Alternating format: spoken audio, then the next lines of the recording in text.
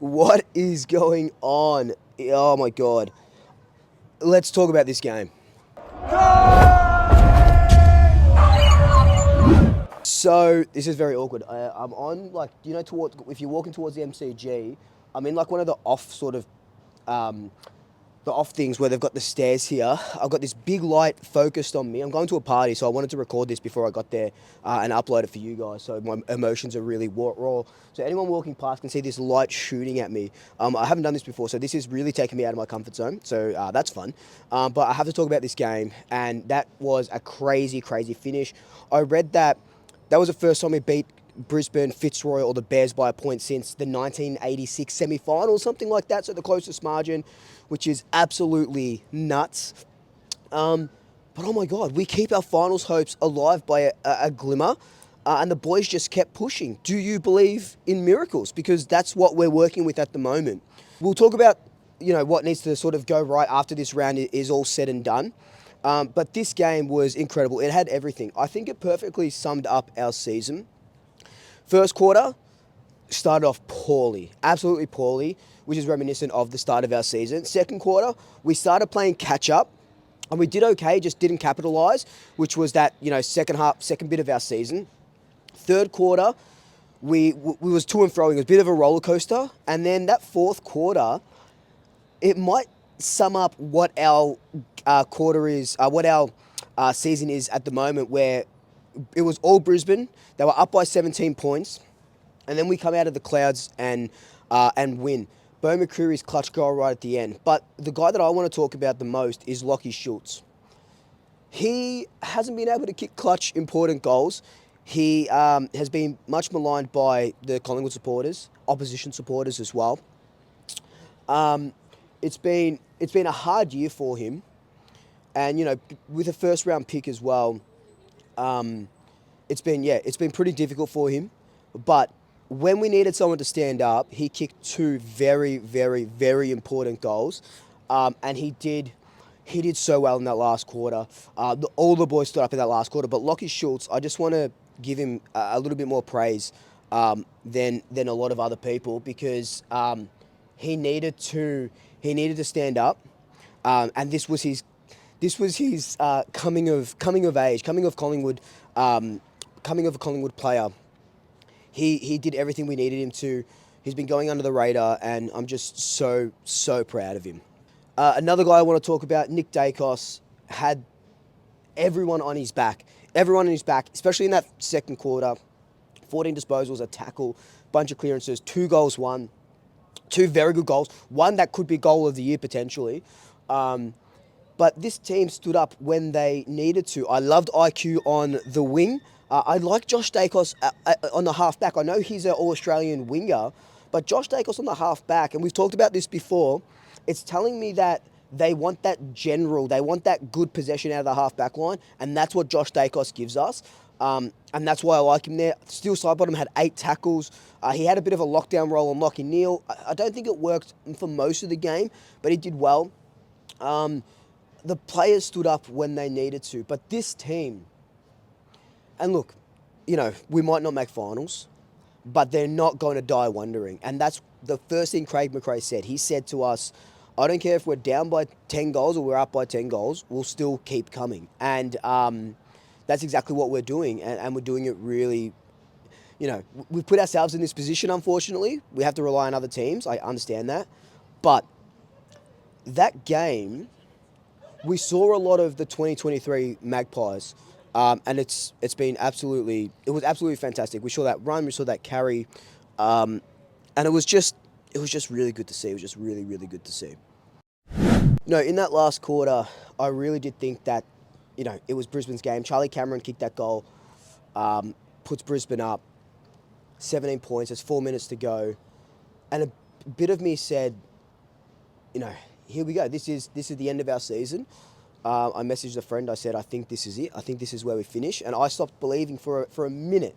I stopped believing. And then we started getting it on our terms. And the thing that I loved the most was we didn't, again, I just said this before, but we didn't die wondering, right?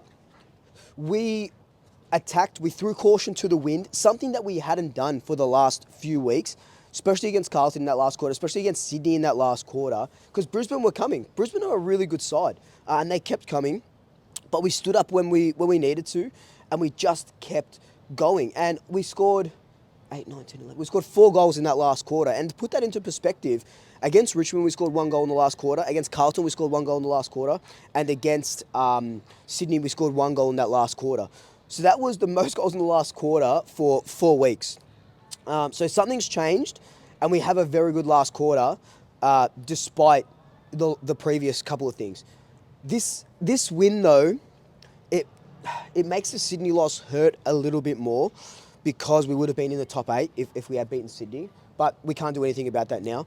But I think this was a win for the belief of the players, the belief of the club, and everything that we've learned over the last few years. And it's fantastic to see. I think that at the start of the game, what did Brisbane put? 40 points in that first quarter to our 11 or something. We couldn't get things right. And look, I don't like talking about umpiring and stuff, right? So I'm not going to sort of talk about them, but I want to ask the question to you guys. Do you think Craig McRae's comments about when it's at a home ground, the home team gets favoured, do you think that came back to bite us in the arse? Because Brisbane were getting some frees that weren't there, and I think it was because of that, which is very interesting to me. But, we persevered. That's what this Collingwood team is about: perseverance, and belief. Perseverance and belief. And I believe. I really do believe. I believe that if we get into the finals miraculously, we might do a Bradbury. And that might be dumb of me to say, but we might do a bloody Bradbury. Walking up to the ground today, it was a beautiful day. It was sunny. It was blue skies, and playing Brisbane at the MCG again, the first time since the grand final, I got really emotional, But, it made me ponder on the whole year and how hard it is to get into finals, how hard it is to win finals, how hard it is to win a grand final. And, yeah, I was getting really emotional. I'm getting emotional now. This team is something else. They always do it to us. They always bloody do it to us. We did it. We love doing it the hard way. We did it the hard way again. For Brisbane to be leading the whole game and for us to go in front 51 seconds by a point is something else entirely. And I think this is a win for the ages. For us, it is a win for the ages. And like I said, we might not make finals still, and I think I'm okay with that. But when there's a 1% chance, a 2% chance, a 3% chance, we are going to fight hard and we are going to keep going. And that's what I love about this club. We don't just roll over and die and take it. We just keep fighting to the end. And I know these last couple of games haven't been good. They haven't been well. They've been un-Collingwood-like. I think we got some of our DNA back against Brisbane. And it's funny because when we were 0-3 to start the year, we played Brisbane on Easter Thursday, and that's when we became the pressured Pies again. That's when we went on a roll again, and I think that's what this Brisbane game is. Maybe it's a bit too late in the season, but I feel like this is some of the most 2023, 2022 Magpies that we've seen all year, besides maybe that Melbourne game. And it reinvigorated me, and I hope it reinvigorated you guys, because there's one more game to go in the home and away season. Melbourne next week. That can go so many different ways. He's going to be insane, but I believe, man, and I know that might be stupid of me to say, but I believe, and this club means so much to me, and it means so much to you guys. It's, God, I still can't get over it. 1 point, Bo McCreary, Lockie Schultz, Nick Dacos. I think that was a Nick Dacos 3 Brownlow game as well. Darcy Cameron stood up. Darcy Moore stood up. Everyone that had a low game, a low season, stood up this game. That's why I think that this is, our DNA is back. And is it too little too late? That's what I'm just like, That's what my head is fighting with right now. Is it too little, too late, or is it okay?